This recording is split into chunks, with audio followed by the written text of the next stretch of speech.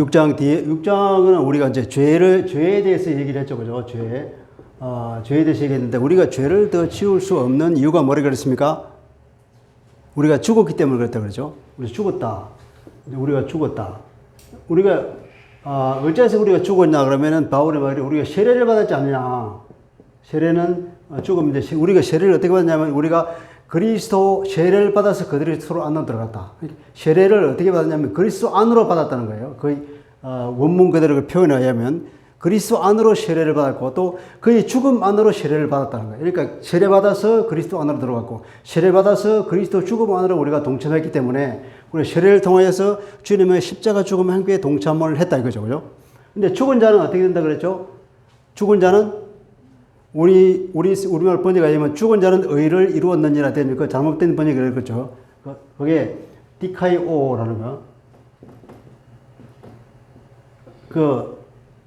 의라고 하는 것이 디카이오 시네라고 하죠. 디카이오라고 하는 건데, 디카이오.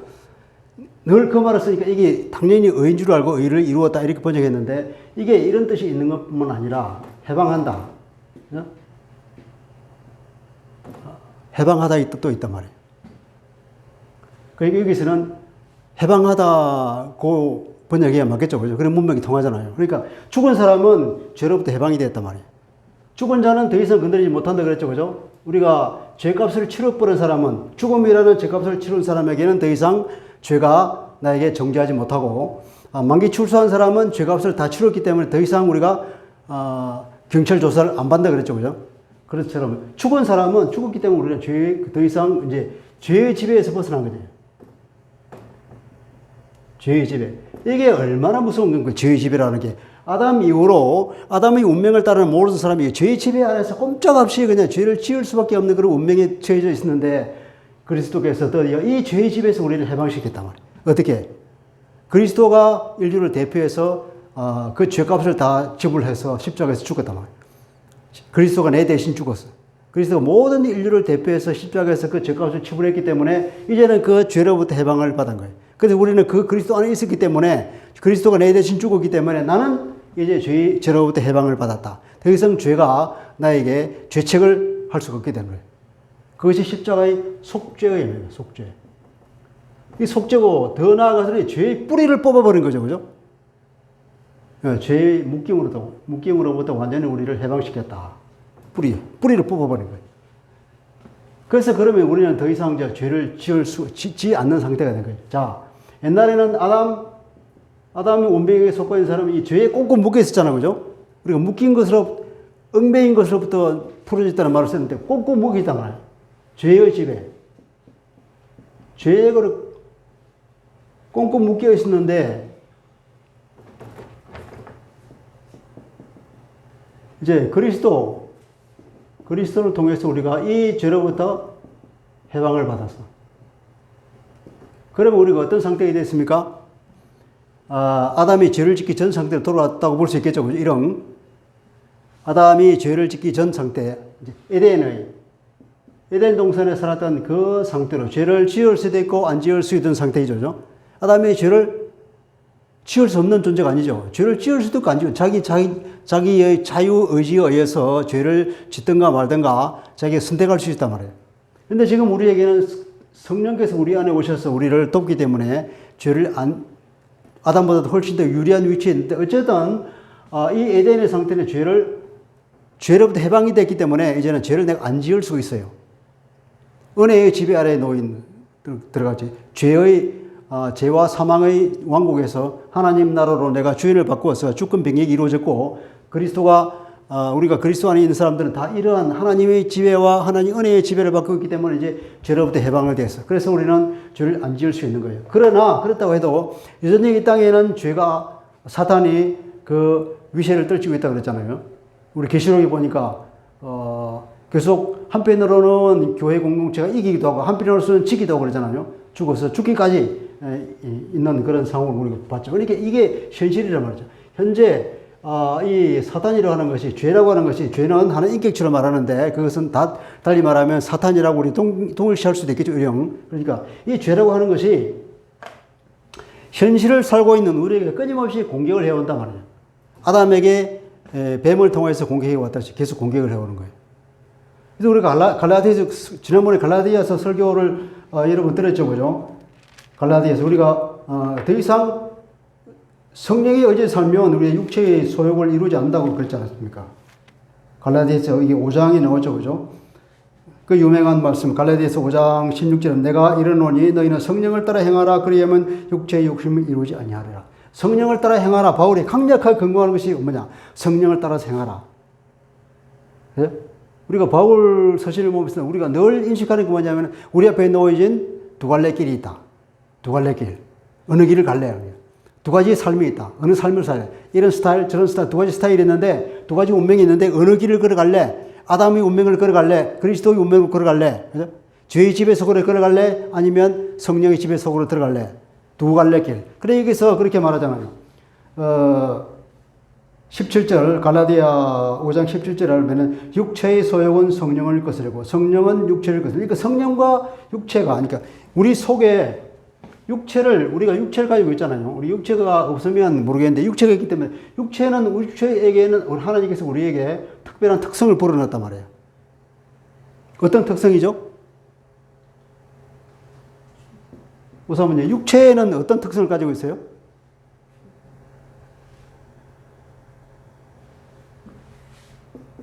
육체는 생존 본능이 있잖아요.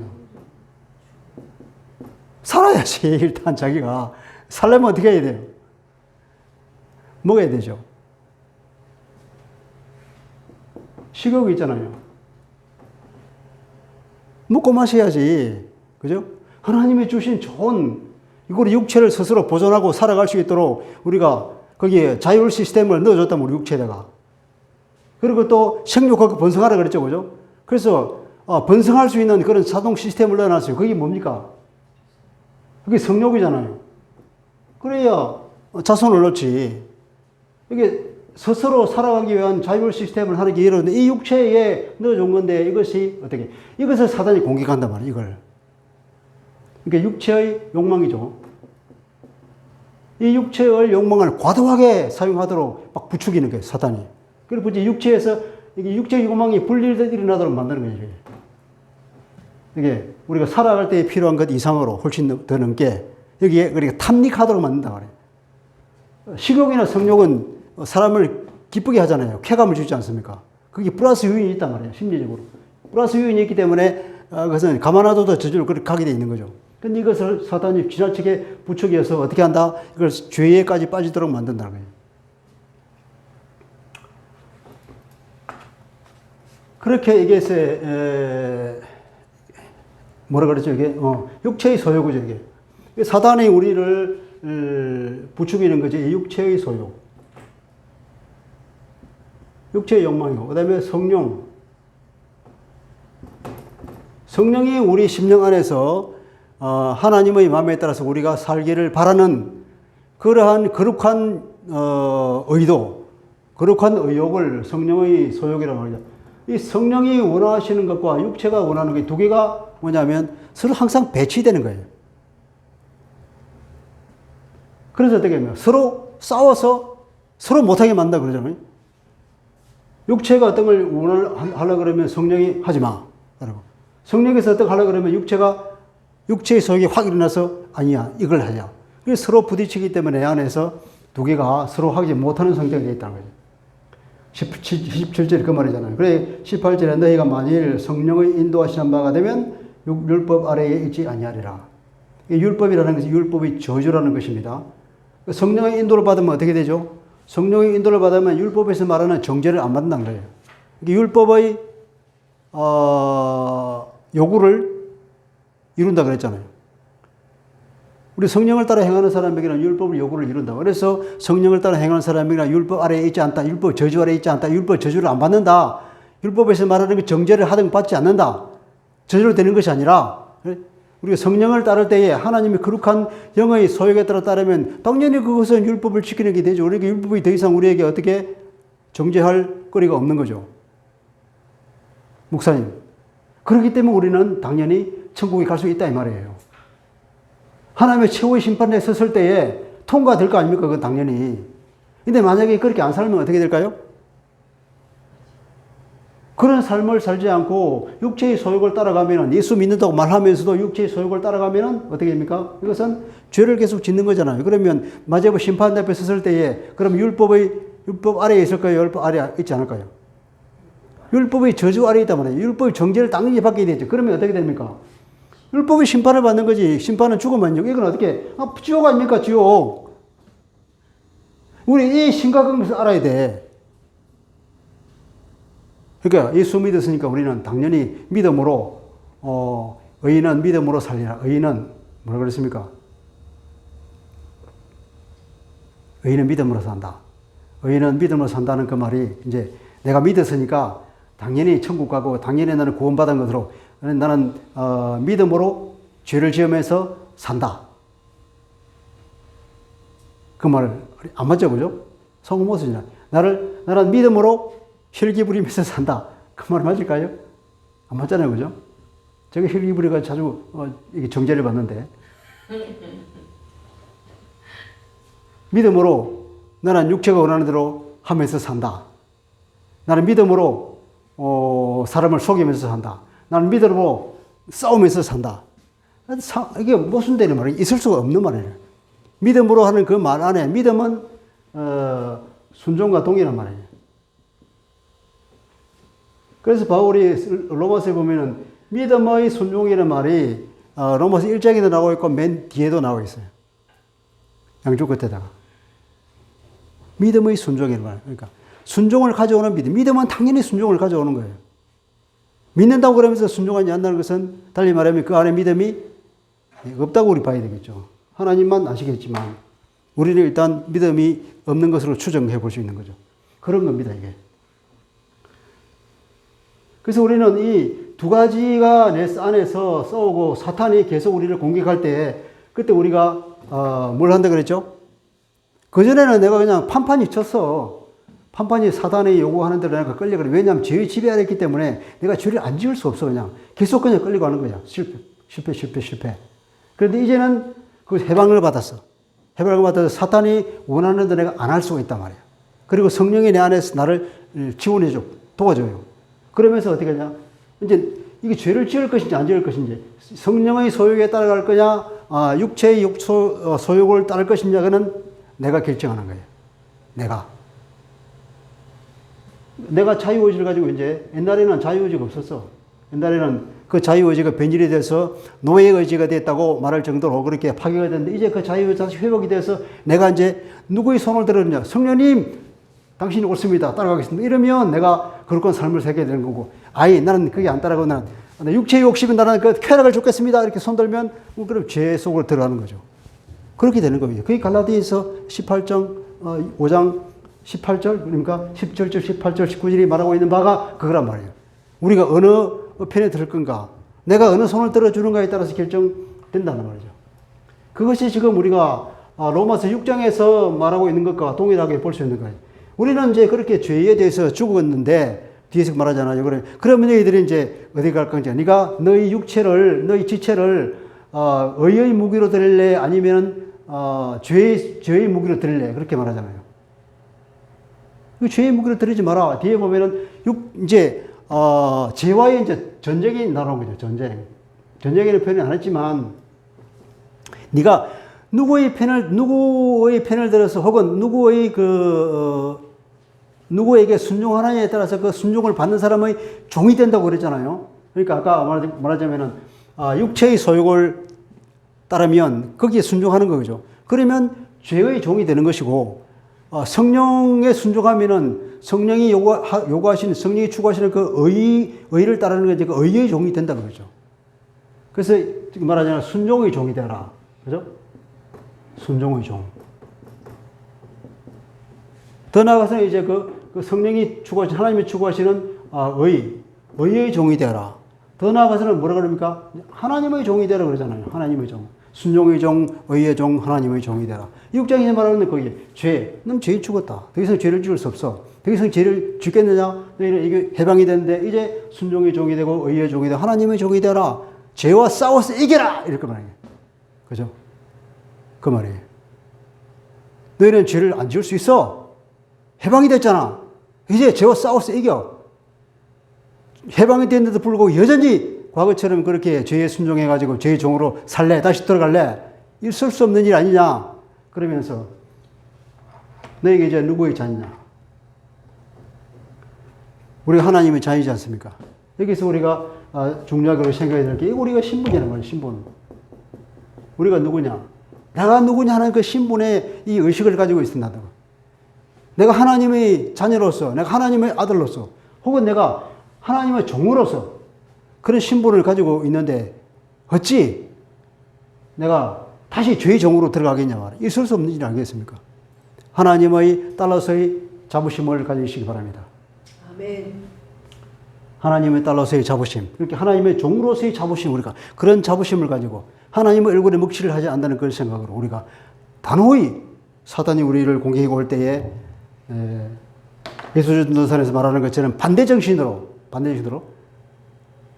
나간다. 사단이 내가 오른쪽으로 가라 그러면 나는 반대로 왼쪽으로 가는 거죠. 그렇게 해서 죄를 이길 수가 있다는 것이 6장 내용. 이제 7장에 들어오면은 지난번에 그랬죠. 7장.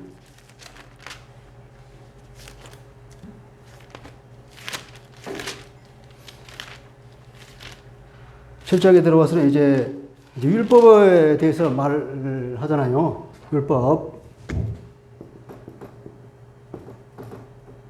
율법에도 마찬가지로 우리가 죄에 대해서 죽었다고 했는데 마찬가지로 율법에 대해서도 죽었다고 그러잖아요. 예수 그리스도께서 십자가에서 율법이 저주를 받고 죽었기 때문에 마찬가지로 우리도 율법의 저주로부터도 해방을 받았습니다. 그죠? 그래서 이제 부부의 이 뭡니까 이게 결혼법? 이 결혼의 법을 이제 빗대어서 말하는 거죠. 이 결혼의 법은 이 법이라고 하는 것은 두 당사 중 하나가 죽으면 이 법은 더 이상 집행 안 된다 그러죠. 끝나버리는 거죠. 그래서 우리가 만약에 이제 A와 B가 두 개 결혼을 묶여 있는데 이 남자가 죽어버리면 이 여자는 C한테 가서 결혼하더라도 하등 그 문제가 안 된다 그랬잖아요. 왜냐면은 더 이상 이 법에 묶이지 않다는 말이에요. 이 남자에 대해서는 이제 이 결혼법이 해소가 돼 있어.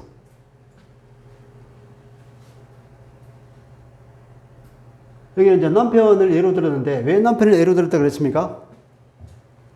율법을 남편으로 예로 들은 것은 유대인에게 율법이라는 것은 결혼 계약이라고 상징적이 되고 있기 때문에 하나님도 마찬가지로 이스라엘 사람들을 결혼 계약으로 맺었잖아요. 맺었다고 말씀하는 거죠. 에스겔서가에 보면은 내가 처음에 그들에게 결혼 계약을 맺었는데 그들이 나를 법을 안 지키고 나를 떠났다 그랬잖아요. 새 언약을 준다 그래서 새 언약을 주고 우리 심령에 새 마음을 준 것. 그래서 우리 마음에 율법을 새겨줬기 때문에 우리가 율법을 지킬 수 있게 됐다. 이 새 언약 아래선 그게 예레미야서 31장에 나오고 에스겔서 36장 20 몇 절입니까? 나오있죠, 그죠? 거기에 있는 거예요. 어쨌든 이게 바울이 결혼을 예로 들어서 말하고 있는 것은 이런 그 유대인과 하나님의 사이 그 율법이 그렇게 상징되고 있기 때문에 그렇게 말한 겁니다. 어쨌든 결혼법이라는 것은 여기서는 남편이 죽는 거로 예를 들었지만 남편이 아니라 내가 죽어도 마찬가지고 그 법은 이제 끝나는 거예요. 이게 두 당사자 중 하나만 죽으면 그 법은 더 이상 둘이를 규율하지 못한단 말이에요. 이제 그 법은 해소가 됐어. 그러니까 내가 여기서는 이제 구체적으로는 내가 죽는 거죠, 그죠? 내가 죽었어. 내가 율법에 대해서 죽었단 말이에요. 내가 이제 율법에 대해서 죽었으니까 내가 죽었으니까 이제 나는 다른 데 가더라도 이 나와 율법의 관계는 더 이상 규율되지 않기 때문에 내가 율법으로부터 해방을 얻고 이제 어디로 갑니까? 율법이 아니라 이제 은혜가 간 데로요. 은혜가 간 데로 가는 거죠. 하나님의 은혜의 통치가 간 데로. 율법의 통치가 아니라. 율법은 이게 타율적이나 타율적이고 요거는 억압하고. 요거는 뭡니까? 이거 아주 그 채찍이라고 하세요. 채찍. 율법은 채찍을 통해서 어떤 것을 하라고 그러니까. 그러면 사람이 의욕이 없어지죠. 채찍이 안 맞으려고 하는 것과 내가 좋아서 하는 것과는 이거 완전히 다르지 않습니까? 율법은 채찍이고 하나님 은혜는 이게 당근이라는 당근. 어느 게 율법을 어느 걸 따르기 쉽겠습니까? 당연히 아래 걸 따르는 게 쉽지 않겠습니까? 그래서 우리가 율법주의라고 말하잖아요. 우리가 은혜로 구원을 얻었음에도 불구하고 다시 율법주의로 빠지는 경우가 왕왕 있죠. 우리나라 교회도 만약에 율법주의가 굉장히 문제가 되잖아요. 나 스스로도 율법주의에 빠져서 그런 경우도 많은데 교회 오래 다니는 사람들이 대부분 율법주의에 빠져 있단 말이에요. 그 하나님이 주시는 그 자유를 누리지 못하고 교회를 다니다 보면 그 나름의 규칙이 있지 않습니까? 예배를 드려야 된다. 예배는 언제 드려요? 예배는 시간 맞춰 드려야지.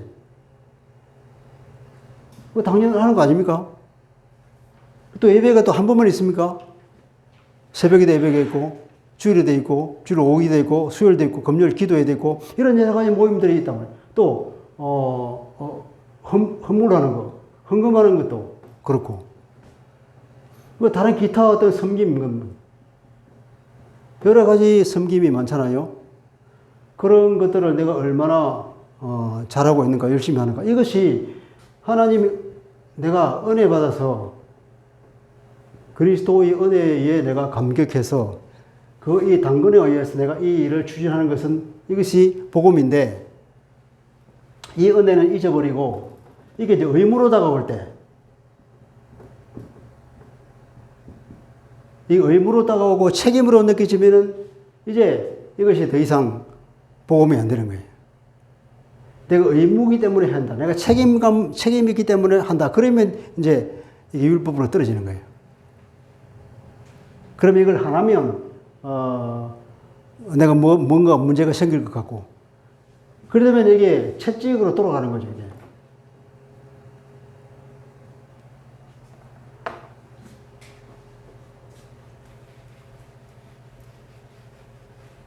우리가 율법에 대해서, 죽었기 때문에, 이제는 어디로 간다 그랬습니까? 그리스도에게 간다고 그랬잖아요.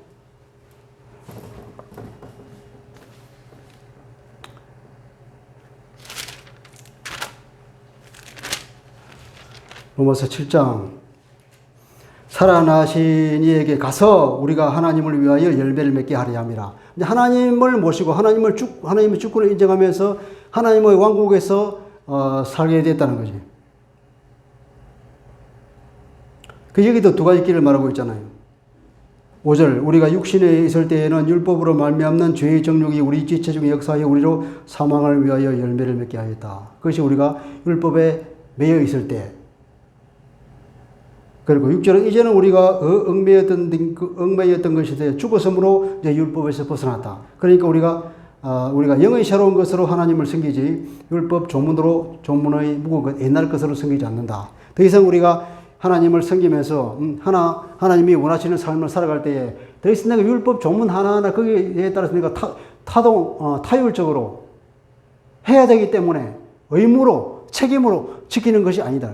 더 이상. 왜냐하면 나는 이제 하나님의 아들이 되었고 하나님의 자녀로서의 그 자부심을 가지고 하나님의 자녀이기 때문에 당연히 하나님을 기쁘시게 하는 그런 의욕이 내 속에서 일어나고 그래서 나도 모르게 하나님이 원하시는 일을 하게 되니까 자연히 그것은 율법의 정신을 지키게 된다. 그죠? 율법의 요구라고 했잖아. 그 율법의 요구를 당연히 내가 하게 되는 거죠. 율법의 정신을 지키게 되는 것입니다. 그런데 여기서 이제, 그 이후에 이렇게 나오죠. 7절부터, 그런즉 우리가 무슨 말을 하리요? 율법이 죄냐? 그럴 수 없느니라. 율법으로 말미암지 않고는 내가 죄를 알지 못하겠으니 곧 율법이 탐내지 말라 하지 아니하였더라면 내가 탐심을 알지 못하였으니. 이게부터는 이제 율법이 과연 어떤 기능을 하느냐 하는 것에 대해서, 말하고 있는 거라고 봅니다. 율법의 기능. 율법의 제1 기능이 뭡니까? 목사님 뭐라 그랬죠? 율법 첫 기능이? 죄를 알게 한다 그랬잖아요. 율법이 탐내지 말라 안 했으면 내가 탐심이 뭔지 몰랐는데, 율법이 그렇게 말하니까, 탐심을 가지면 안 되는 걸 한 걸 알았단 말이에요. 탐심이 죄라는 걸 알았다가. 율법이 가르쳐 준 거라고요. 그러니까 율법은 뭡니까? 기능의 첫째 큰 기능은 죄가 뭔지 알아야 가르쳐 주는 거예요. 알아야 면장을 하지. 알아야. 이것은 하면 안 되는구나. 하나님께서 이걸 싫어하시는구나 하는 걸 우리가 알게 되는 거죠. 율법의 중요한 기능이. 그래서 죄이기 때문에 내가 죄를 지어서 나 자신은 정말 죄를 벗어날 수 없구나 하는 것을 처절하게 깨닫고 내가 구원을 얻지 않으면 안 되겠구나. 인간에게는 구원자가 반드시 필요하구나. 인간 스스로는 절대로 구원을 얻을 수가 없구나 하는 것을 깨닫는 것. 그죠? 그래서 우리 다른 데 보면 율법이 무슨 몽학 선생이라는 얘기 했잖아요. 그죠? 몽학 선생. 몽학 선생이 그 원문은 파이다고고서라고 그러죠. 그죠? 파이다고고서. 이걸 어떤 분은 이제 소년 감시자 이렇게 번역을 했어요. 이게 우리 성경은 몽학 선생. 그러니까 유치원 선생님이라는 말이죠. 그죠? 유치원 선생님, 이건 아니에요. 유치원 선생님은 너무 이것은 착해. 유치원 선생님은 너무 착하잖아요. 그러니까 파이다고고스의 원래 의미하고는 너무 뉘앙스가 다른 거예요. 뭔가 선생님이 착하단 말이에요. 잘 다니고 애들을 가르치고 인도하잖아요. 얼마나 착합니까? 그런데 파이다고고스는 그 역사적 문맥에서 보면 절대 그런 사람이 아니야. 이 사람은 어떤 사람이야? 감시자라고 하는 것이 적당한 거예요. 그 옛날에 그쪽 사람들도 어떻게 하냐면 소년, 그러니까 미성년자죠. 그죠? 미성년 어린애나 여자는 사람 취급을 안 했단 말이에요. 사람 취급을 안 해서 이 어린 아이들을 이제 여자들은 아예 교육도 안 시켰으니까 제외하고 이제 어린 남자 아이들을 교육을 시키겠죠. 교육을 시켰는데 이 남자 아이를 인격적으로 대우했냐? 절대 그렇지 않았다는 거예요. 그랬으면 좋겠는데 그런 사람은 극히 드물었다 그래요. 역사적으로 보면 극히 드물 대부분의 경우에는 주로 이제 이 노예를 시켜서 종을 시켜서 이런 감시자 사명을 주는 거예요. 네가 이 애를 맡아라. 그러면 맡으면 이 노예가 교양이 많아서 이 아이를 잘 가르칠까? 절대 안 그런 거예요. 아주 무식한 사람이 그냥 애를 때리고 어떤 것을 하라 마라 이렇게 완전히 그 수정하나 지배하나 집어넣는 거예요. 그것을 그 철학자들도 잘하는 거라고 그랬다고 해요. 왜 이 파이다고고스는 절대로 착한 사람이 아니야. 막 때리기도 하고 욕하기도 하고 뭐 그렇게 해서 어쨌든 감시가 잘해서 주인한테 이 애가 어긋나지 않게 주인이 원하는 그대로 다 있기를 바라는 거예요. 그것만 잘하면 이 사람은 훌륭하게 사명을 다 하는 거기 때문에 그런 거예요. 그랬다고 해요. 그게 역사죠. 그래서 이 파이다고고스를 몽학 선생이라고 번역하는 건 적절하지 않다. 차라리 소년 감시자라고 그러자. 이렇게 한다는 학자가 있어요. 어쨌든 이게 좋을 것 같아요. 뭘 얘기하다 될 것 같습니까?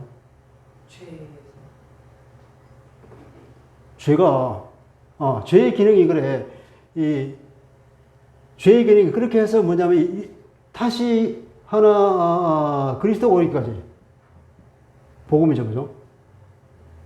율법은 그리스도 오기까지 유효한 거라 그랬잖아요. 갈라디아서 보면, 복음이 올 때까지만 유효한 거래요. 중간에 끼어든 것인데, 이건 하나님의 약속과 그것의 성취는 그리스도인데, 그리스도가 오시기까지 요 사이에 율법이 들어왔는데 이 율법은 언제까지 했냐? 이 모세로부터 해가지고 그리스도가 오시기 요 때까지만 율법이 유효한 거예요. 이 율법이 뭐냐면은 이 사람으로 하여금 죄가 무엇인지 깨닫도록 만들고 우리가 구원자가 반드시 필요하다는 것을 실감하도록 만드는 거예요. 인간의 상태가 얼마나 내가 비참한 상태인가 하는 것을 가르쳐 주는 것이 율법의 기능이에요. 그 기능이 그 비참한 상태를 가르쳐 주는 기능이 뭐냐면 이제 여기서 나오는 거예요.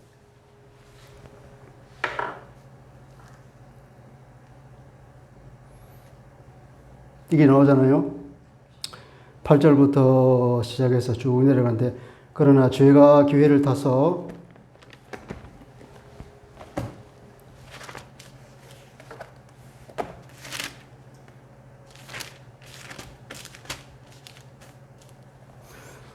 그러나 죄가 기회를 타서 계명으로 말미암아 내 속에서 온갖 탐심을 이루었나니 이는 율법이 없으면 죄가 죽은 것임이라. 이제 죄가 기회를 타서 기회를 잡고 하는 거죠. 어떤 것을 계기로 삼아서 이 말이에요. 죄가 내 속에서 온갖 탐심을 이루었나니 하는 것은 제대로 번역하면은 만들어내었다는 겁니다. 생산해냈다는 거예요. 죄가 내 속에서 온갖 탐심을 만들어내었다. 어떻게? 기회를 타서. 어떻게 기회를 타냐? 계명이 들어온 것을 기회로 타더란 거예요. 이게 아마 그 번역할 때 이게 어순을 바꾸는 게 좋겠는데, 죄가 계명으로 말미암아 기회를 타서 이렇게 말하는 게 좋습니다. 죄가 계명으로 말미암아 기회를 탔다. 계명이 주어진 것을 기화로 해서 죄가 요때다 하고 딱 죄가 작동을 하는 거예요. 그렇게 해서 어떤 작동이 되냐면 내 속에서 온갖 탐심만 막 생산해내는 거예요.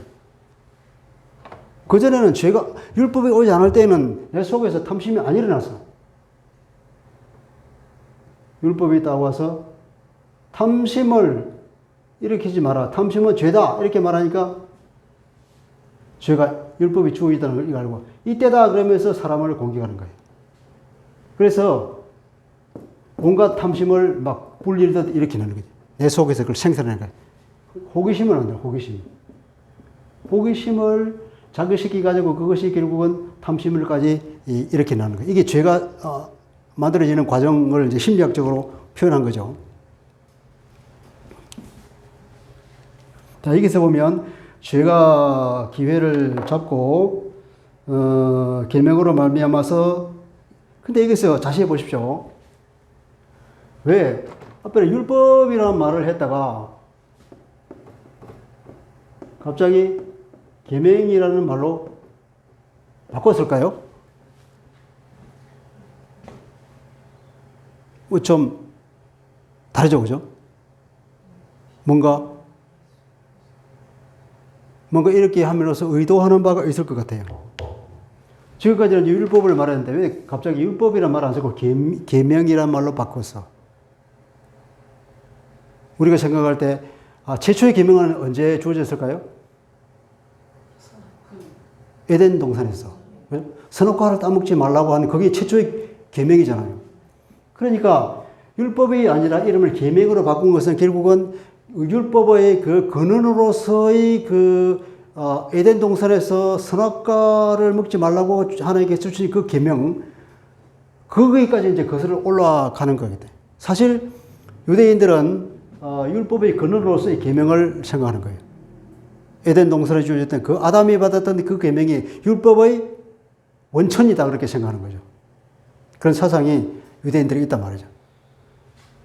그러니까 율법의 원천적인 최초의 소유자는 그러면 누구를 보느냐? 아담으로 보는 거예요.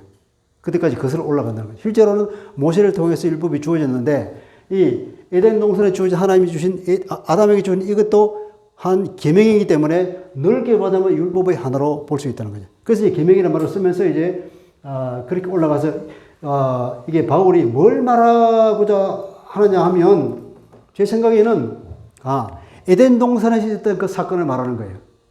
그죠? 에덴 동산에서 하나님이 선악과를 먹지 말라 이렇게 말하니까 이제 사탄이 뱀을 통해서 역사해 가지고 이제 하와에게 접근했잖아요. 하와에게 접근해서 거짓말을 하면서, 그죠? 너 아무것도 먹지 말라 하더냐 이렇게 하나님을 불신하는 이제 일종의 프레임 전쟁이죠. 불신의 프레임을 딱 까는 거예요. 우리가 대화를 할 때, 논쟁을 할 때 절대 상대방이 프레임에 넘어가면은 지는 겁니다. 대표적으로 얘가 이런 걸 볼 수 있죠. 이쪽 여담인데. 예수님을 시험하려고, 가이사에게 세금을 내는 것이 옳습니까? 안 내는 것이 옳습니까? 들어왔잖아요. 그래, 이 바리새인들이 예수님을 죽이려고 공격해 오는 거죠. 이것은 그들이 프레임을 깔고 오는 거예요. 세금을 내라 말이야 이런 프레임을 가지고 오는 거예요. 거기에 말려들면 어떻게 돼요? 꼼짝없이 당하는 거예요. 그게. 세금을 내라고 할 수도 없고 안 내라고 이렇게 답해도 걸리고 저렇게 답해도 걸리는 거예요. 그때 예수님께서 어떻게 하죠? 프레임을 바꿔버리죠. 그죠? 동권에 봐, 동전. 딱 보니까. 그 그림이 누구 그림이냐? 가이사의 그림인데. 가이사의 거는 가이사에게 주고, 하나님께서 하나님께 받죠. 이게 무슨 말입니까? 완전히 프레임을 바꿔서 전혀, 동문서답을 해버렸죠. 그러면서 실제로 하고 싶은 말은 다 했고. 그래, 그들이 더 이상 할 말이 없어가지고 입국 닫고 갔다는 얘기 있잖아요. 이런 프레임을 깔고 오는 거예요, 사단이. 아무것도 묻지 말라 하더냐? 하나님께서 그렇게 나쁜 놈이야? 아니요. 다른 거 먹겠는데, 요건 뭐, 만지도 모르고, 먹지도 모르고, 이거 뭐 죽을지도 모른다고 하더라. 그래서 얘기가 이제, 안 죽어. 안 죽는다고. 그거 먹으면 특별한 것이 생긴단 말이야. 특별한. 하나님처럼 선악을 분별할 수 있는 눈이 확 밝아져서 특별한 지위에 오르는 그런 것이 되기 때문에 하나님께서 그걸 못하도록 너희들 막아놓은 거야. 그렇게 말하니, 그때 이제 호기심이 생기는 거죠. 호기심이 생겨서 그 호기심을 누로 바라보고 하나님은 그런 불신의 눈으로 바라보니까 이것이 정말로 탐스럽게 보이고 먹으면 내가 지혜로울 될 것처럼 보이기 시작했다는 거죠.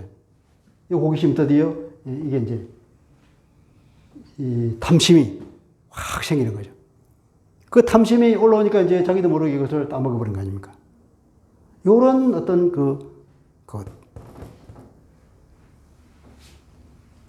이렇게 죄를 지은 그 과정이 다,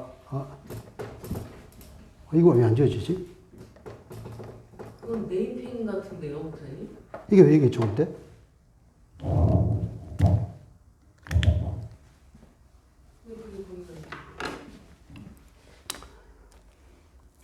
그래서 온갖 탐심을 생산해내었다는 거예요. 그리고 구절에 보면은 전에 율법을 깨닫지 못했을 때는 내가 살았더니 계명이 이름에 죄는 살아나고 나는 죽었다 그러는데 이게 율법이 이것도 잘못 번역된 거예요. 전에 율법을 깨닫지 못했을 때에는 이게 아니라 전에 율법이 없었을 때에는 내가 살아 있었더니 계명이 이름에 계명이 들어오자 죄는 다시 살아나고 나는 죽었다 이런 거예요. 다시 한번 읽어볼게요. 전에 율법이 없었을 때에는 내가 살아 있었는데 계명이 들어오자 죄는 다시 살아나고 나는 죽었다.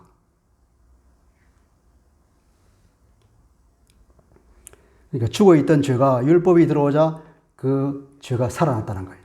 그 죄가 활성화되기 시작했다는 거예요. 드디어 작동하기 시작했다는 거예요. 죄가 없었을 때 아담과 하와가 둘이 평화롭게 잘 살고 있었을 시대는 아무런 문제가 없었어. 하나님을 잘 섬기고. 그런데 율법이 주어지자 드디어 그 잠복해 있던 죄가 활성화되기 시작하면서 사탄이 거기서 그 죄를 깨워가지고는 작동하게 만들었다는 거예요. 왜냐하면 율법은 죄를 활성화시키는 어떤 그 방아쇠 역할을 하게 한다는 그런 사상이 들어있는 거죠. 그죠? 그래 10절에 보면은 그리하여 생명에 이르게 할 그 계명이 도리어 사망에 이르게 하는 것이 되었다. 그리하여 생명에 이르게 할 그 계명이 도리어 사망에 이르게 하는 것이 내게 대하여 그 사실이 알려졌다 이 말이에요. 그 사실이 드디어 내가 알게 됐네. 내가 발견하였다 이 말이에요. 11절에 보면은 죄가 기회를 잡고 계명으로 말미암아 이것도 마찬가지. 죄가 계명을 통하여 계명으로 말미암아 기회를 잡고 나를 속이고 그것으로 나를 죽였다. 계명이 온 것을 계기로 삼아서 이때다 하고 사람을 공격해서 죽인 게 된다는 겁니다.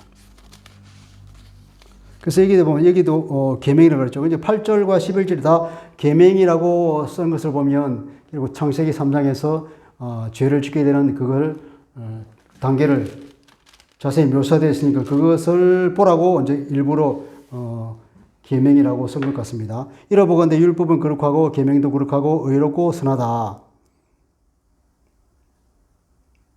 자 13절에 보면은 그런즉 그 선한 것이 내게 사망이 되었느냐? 그럴 수 없느니라. 그럴 수 없느니라. 자, 예수 천당 불신 지옥 이런 말 하죠, 그죠? 예수 천당 불신 지옥.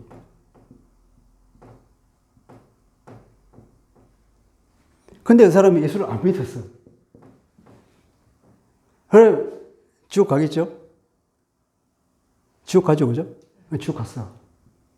그럼 이 사람이 지옥에 떨어진 게 이 사람이 예수라고 하는 것을 제시했는데 예수를 안 믿어서 지옥에 갔습니까? 어떻습니까? 결국 이 예수가 이 사람에게는 지옥으로 보내는 꼴이 된 거예요?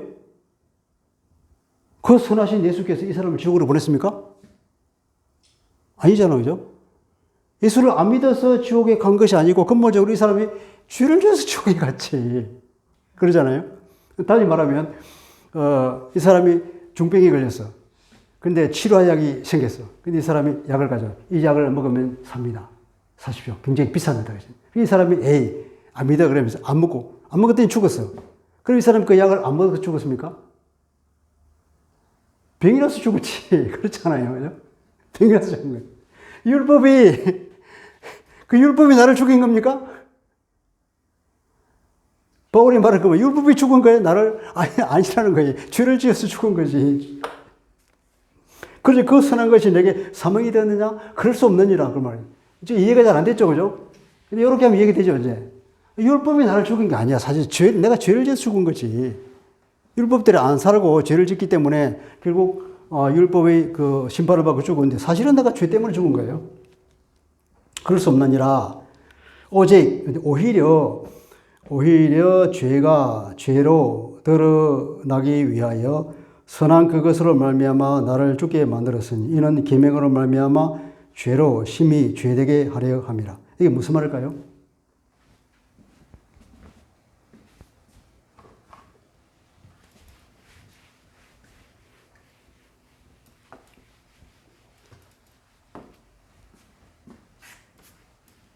죄로 심히 죄되게 한다는 게 무슨 말일까요?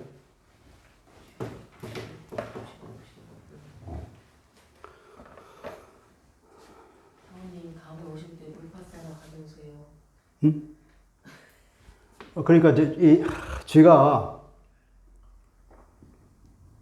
작동해서 율법이 들어오니까 죄가 이때다 그러면서 이 죄가 활성화돼가지고 아주 무성하게 이 밭이 있는데 이 밭에다가 이게 씨앗을 뿌려놨어요. 씨앗을 뿌려놨는데 이게 내가 비가 좀 왔어. 비가 촉촉히 젖으니까 농부가 생에다가 비료를 쫙 뿌렸어. 그러면 어떻게 될까요? 이게 막 무성하게 확 자라오르는 거죠. 마치 그거 같은 거죠. 율법을 탁 덮었더니 죄가 여기서 막 확 올라가고 이렇게 이 씨앗이 확 자라 올라오는 거예요. 그것처럼 이 율법을 기와로 삼아서 죄가 심히 죄되게 하다 그러죠. 그러니까 죄를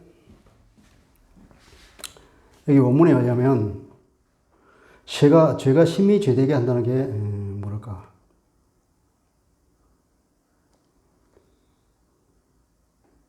아주 과도하게 죄가 이게 우리말을 참 번역하기 이게 그렇죠, 그죠? 영어로 하면 이제 이게 얘기 되는 거예요. 죄라고 하는 것이 이 죄가 심히 심풀하도록 하기 위한 거죠. 시인이 심풀하도록 하기 위해서 이것도 보통이 아주 심하게 심풀하도록 하기 위한 것이다. 이게 얼마나 죄가 얼마나 악독한 거지. 죄가 얼마나 지독한 것인지. 그렇게 번역하면 적당하겠죠. 이 죄가 정말로 악독하고 정말로 막 사람을 죽이는 그런 것이라는 것을 드러낸다는 거죠. 죄를 죄되게 함이라는 거예요. 그런데 이 하나님께서 선한 율법을 줘서 결국 이 율법이 말하자면 인간의 육체 때문에 이 율법이 연약해져서 율법이 인간에게 죄를 짓지 않게 하는 능력을 주지 못한단 말이에요. 능력을 주지 못하고 오히려 이 율법이 죄에 의해서 어떻게 됩니까? 악용됐죠, 그죠? 어떻게 보면 이렇게 악용됐다고 볼 수 있잖아. 죄가 이 율법을 도구로 삼아서 사람을 죽인 거죠. 그러니까 율법이 하나님이 주신 그 거룩한 선한 율법을 주었는데 이게 개가 달라서 그런지 율법을 덜렁 먹어버린 거예요. 이 율법을 이 죄가 따고해서 이 율법 악용해서는 그것으로 사람을 죽이는 행태가 된 거죠. 그럼 하나님이 계획에 실패했을까요? 그러므로 하나님께서 뭘 2차적으로 그래 하나님께서 네가 그럴 줄 알았어. 그러면서 그럼으로써 뭐냐면 이 사람으로 하여금 이 죄가 얼마나 무서운 건지 죄의 정체성을 드러내게 하는 거예요. 그죠? 탐심이 이 옷을 탐하지 말라고 계명을 주지 않았을 때는 탐심이 죄인지를 몰랐는데 계명을 주니까 죄인 줄 알았듯이 율법에 와서 내가 사단이 나를 부추겨가지고 내가 나도 모르게 그런 이 죄의 욕구가 올라와서 나도 모르게 죄를 짓고 보니까 이 죄가 뭔지를 더 알게 된 거예요. 그전에 죄가 뭔지 몰랐다. 이 죄가 정말 희한한 거구나. 나를 죽이는구나. 이 드디어 이제 죄의 정체를 폭로하는 역할이 돼요. 그래서 이 죄라고 하는 것이 얼마나 악독한 것인지를 만천하에 드러낸 꼴이 된 거죠. 그전에는 씨앗을 심어놨는데 몰라서 덮어놓은 아무것도 없는 줄 알았어. 근데 비가 이거 여기다가 비료를 딱 뿌렸더니 이 무성하게 이게 올라온 것처럼 그 정체가 만천하에 드러나게 된 거죠. 하나님의 그 의도가 하나님의 놀라운 그 경륜이 드디어 나타나는 순간입니다. 할렐루야. 예. 이 말이 바로 그 말이에요. 그런즉 그 선한 것이 내게 사망이 되느냐? 그럴 수 없느니라. 오히려 죄가 죄로 드러나게 하기 위해서 선한 그것으로 말미암아 나에게 사망을 이루었으니 그 이유는 계명으로 말미암아 죄로 심히 죄스럽게 되게 하기 위한 것이다. 죄의 정체를 낱낱이 확 폭로하여서 적나라하게 다 드러내게 한 것이다. 말하면 죄를 날 것 그대로 환히 드러나게 하는 것이다. 하나님의 그 계획이 그렇게 됐다는 거예요. 14절에 보면 우리가 율법은 신령한 줄 알거니와 나는 율법의 육신에 속하여 죄 아래에 팔렸다. 죄의 기능이 이제 이렇게 되고, 그리고 이 죄의 지배를 받는 사람이 이제 어떤 상태에 빠지는가? 여기서부터는 끝까지, 그죠? 끝까지 우리가 그 유명한 바울의 그 절규라고 할 수 있는 그것입니다. 이제 14절부터 25절까지. 14절부터 25절까지. 이게 읽어보면은 죄를 지을 수밖에 없는 그 인간의 절규, 그게 나오죠, 그죠? 정말 내가 구원을 내 스스로 이룰 수가 없어서 막 한탄하는 그 장면 아니잖아요. 그래서 이 내용을 가지고 이게 과연 나라고 하는 것이 누군가 하는 것이 됐든 많은 사람이 그 의견을 내죠. 여기서 나가 누구인가? 여기 나라고는 단수를 사용하고 과거에는 그전에는 이제 과거 시제를 사용했는데 지금은 현재 시제를 사용하면 해가지고 이런 고통을 당하는 것들을 생생하게 이제 증언하는 내용이죠. 굉장히 이건 이제 드러내고 아주 실감 있게 말하고 있는 거예요. 이 죄의 지배를 받은 사람이 얼마나 고통 가운데 있고 정말로 내가 죄를 지을 수밖에 없고 승리하지 못하는 그 상황을 말하면서 맨 나중에 오호라 나는 공고한 자로다 그러잖아요. 이 이유는 쭉 그 같은 말을 반복하면서 하는 거예요. 24절 오호라 나는 공고한 사람이다.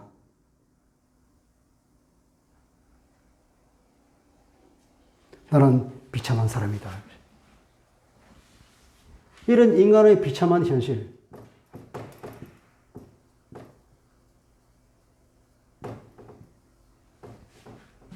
그런데 이것이 예수 믿는 사람일까요? 그러니까 말하자면 나라고 하니 바울이라고 본다면 바울.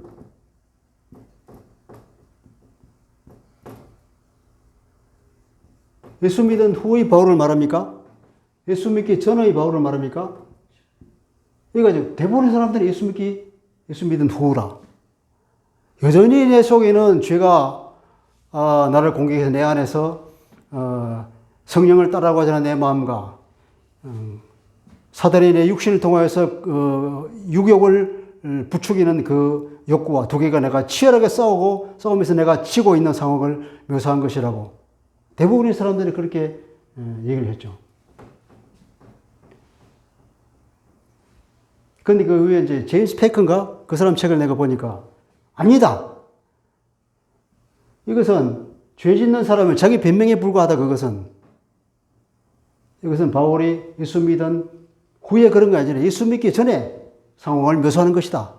변명하지 마라.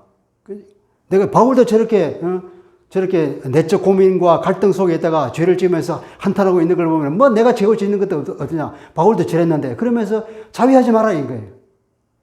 성령이 우리에게 오실 때 우리를 도와주시고 죄를 안 지을 수 있고 이길 수 있는데 죽었는데 6장에서 바울이 말하길 너 죄에서 죽었잖아. 예수한테서 세례받고 예수의 죽음에 동참하고 이제는 의의 종이고 순종의 종이고 하나님의 종이 된데 어떻게 죄를 지을 수 있냐. 죄 속에 살 수가 없는데 율법에 대해서 죽었지 않느냐. 그렇게 말하고 있는 거예요. 그래서 이게 이제 참 이게 논란이 많아요. 내가 그래서 이걸 유튜브에서도 많은 유명한 목사님들 설교를 들어보니까 대부분의 경우에 다 이걸 그대로 답습하고 있더라고요. 예수 믿은 후에 바울도 여전히 내적 갈등을 겪고 있다. 그런데 싸워서 이기라. 이렇게 이제 격려를 하고 있더라고요. 여러분 뭐라고 생각합니까? 14절에서 25절까지 이 비참한 나를 묘사하고 있는데 이 나는 누구일까요?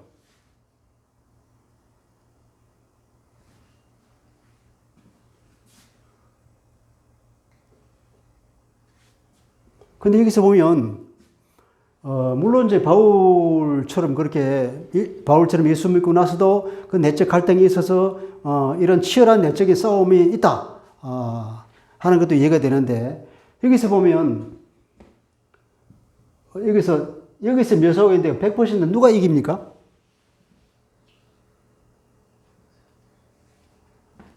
(100% 죄가 이기잖아요. 죄가 승리해. 예수 믿는 사람들이 어떻게 100% 죄가 승리하는 경우가 있을까요? 아무리 내적 갈등이 있고 안에서 그냥 싸운다 하지만은 100% 내가 지는 거리. 그게 예수 믿는 사람입니까? 있을 수 없는 거죠, 이거는. 성령이 없는 거예요. 그럼 내가 죄 속박에서 여전히 살고 있는 거네? 그건 아니잖아요. 분명히 우리는 율법으로부터도 해방을 받았고, 죄로부터도 해방을 받았고, 죄의 속박에서 벗어나서 하나님의 통치 가운데 있고, 성령이 나한테 도우는데, 어떻게 내가 100% 지느냐, 이 말이에요. 이거는 100% 바울이 예수 믿기 전에 상황을 말하는 거란 말이에요.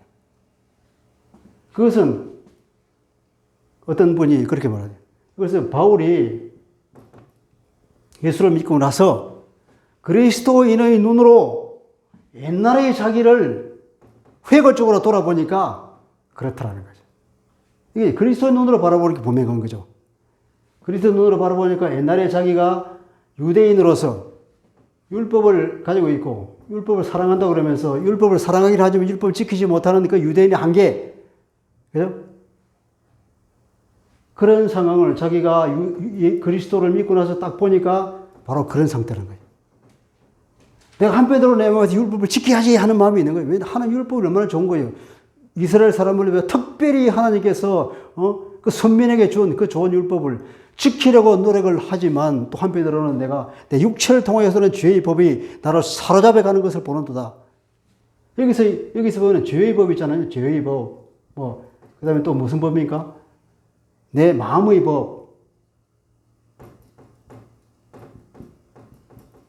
여러 가지 법이 나오잖아요. 그죠?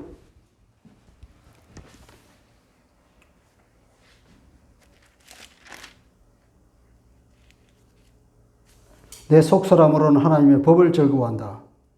내 지체 속에 한 다른 법, 그 마음의 법, 그 죄의 법, 다른 법이 내 마음의 법과 싸워서 내 지체 속에 있는 죄의 법으로 나를 사로잡는 것을 보는. 그러니까 전체 여러분의 내적 갈등인데 두 개를 보면 말은 많죠, 그죠? 죄의 법, 마음의 법, 하나님의 법 말이 많은데 결국은 뭐냐? 다 내 속에서 두 가지가 싸우는 거예요. 죄와, 그죠? 죄와 내 이성이 싸우는 거 아니에요. 이거는 법은 하나밖에 없어. 율법이라면 율법. 하나님이 주신 율법이에요. 하나님이 주신 이 율법이 내가 지키면 그것은 하나님의 법이고, 내가 못 지키면 못 지켜서 그 율법으로 인해서 내가 심판받고 저주받고 죽으면 그것은 누구의 법입니까? 그 죄의 법이 되는 거예요. 심판의 법이 되는 거고, 육체의 법이 되는 거예요. 그러니까 동일한 법을 두고 바울이 무슨 여러 가지 법을 말하는 게 아니라 이 율법을 두고 이게 내가 그 하나님의 법을 잘 지켜서 내가 성공하면 이것은 하나님의 법이고 내 마음의 법이지만 내가 육체의 소욕에 넘어가서 죄를 짓게 되면 그것은 내 육체의 법이 되고 죄의 법이 되고 이렇게 되는 거예요. 그걸 말하고 있는 거죠. 이걸 이제 그래서 달리 말하면 이 유대인, 율법을 가진 유대인뿐만 아니라 모든 이방인들도 선하게 살고자 하는 것. 선하게 살고자 노력하는 모든 이방인들에게도 동일한 프레임이라고 볼 수 있겠죠. 비단 유대인뿐만 아니라 모든 율법을 모르는 어떤 사람이라도 그 양심에 따라서 살고자 하는 그 사람들도 마찬가지로 동일한 이런 결론에 빠지게 된다는 거죠. 그러면 이게 오라 나는 비참한 사람이라다. 그리스도가 없는 사람에게는 모든 사람이 이런 비참한 상태에 빠져 있고 구원받지 않으면 안 된, 누군가가 구원을 해줘야만 하는 상황, 그런 상태에 빠지게 된다는 거죠. 그걸 말하고 있다고 볼 수 있겠습니다.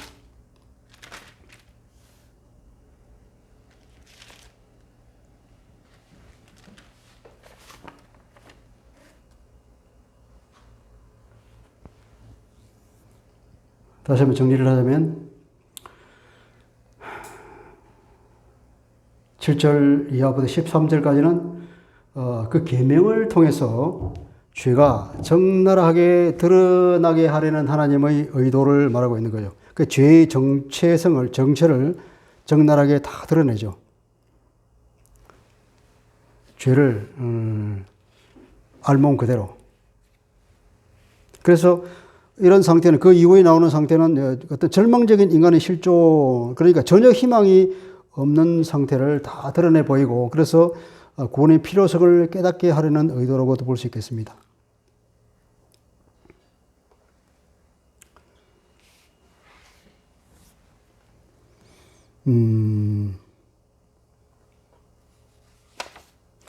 그래서 드디어는 이제 8장으로 넘어가겠죠. 그러니까 8장은 어떤 내용이냐면 이제 성령의 지배를 말하고 있죠. 그죠? 성령.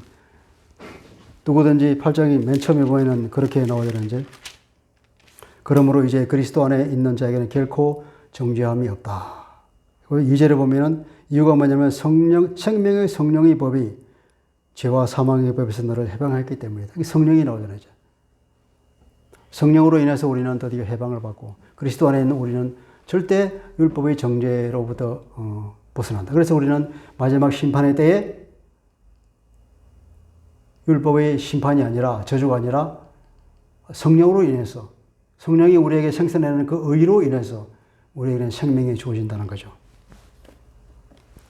그걸 이제 8장부터 말하는 겁니다.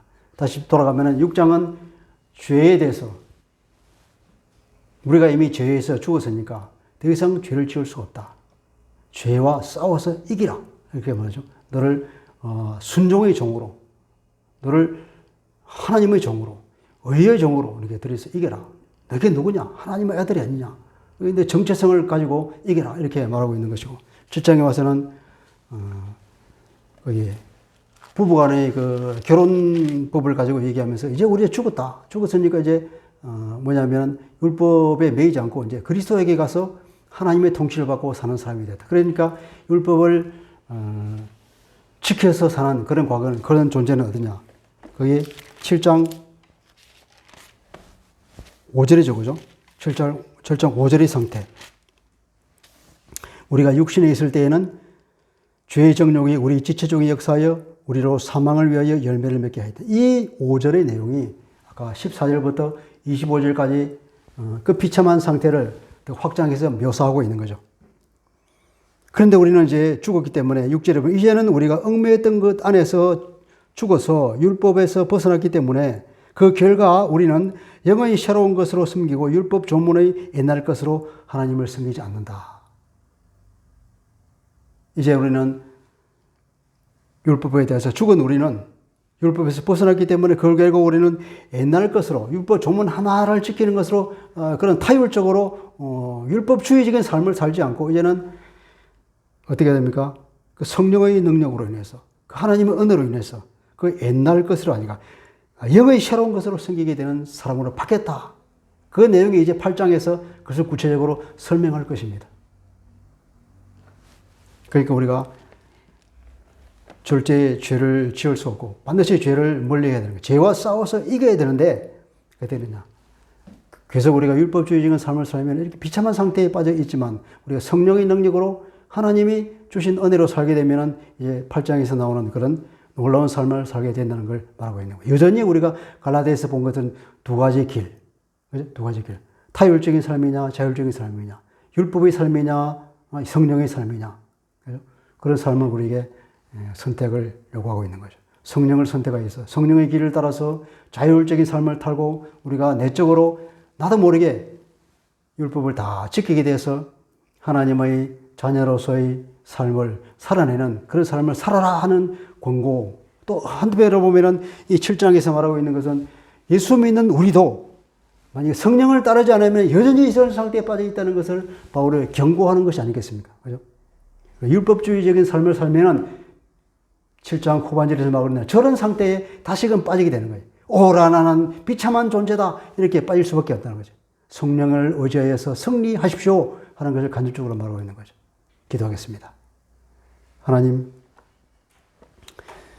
6장 7장 전체를 보았을 때 주님, 하나님께서 우리를 강력히 권고하기를 우리가 이제는 죄에 대해서 죽었고 우리는 그리스도 안에서 새로운 삶을 살게 된 존재니까 우리가 우리 자신의 신분을 생각하면서 하나님의 자녀로서 이제는 영의 새로운 것으로 섬기게 되는 자라는 걸 알고 율법주의에 빠지지 말고 이제는 성령의 인도에 따라서 기쁨으로 주님을 섬겨서 이제는 하나님이 원하시는 올바른 삶을 예수의 향기를 뿜으며 이 땅에서 복음을 선포하며 기쁨으로 살아갈 수 있는 하나님의 자녀가 되려 건강하고 있는 것인 줄 믿습니다. 주님, 우리가 온전히 주님만 바라보면서 우리가 주님을 바라보는 그 인식을 끈을 한순간 놓치지 아니하며 늘 우리가 주님 안에서 살면서 성령의 인도에 따라서 나도 모르게 하나님의 모든 율법을 지켜서 잘했다 칭찬받는 하나님의 종으로 살기를 바랍니다. 성령 우리를 도와서 완전히 하나님의 종다운 삶을 살아서 칭찬받는 사람이 다 되게 하여 주옵소서. 예수 그리스도 이름으로 기도합니다. 아멘.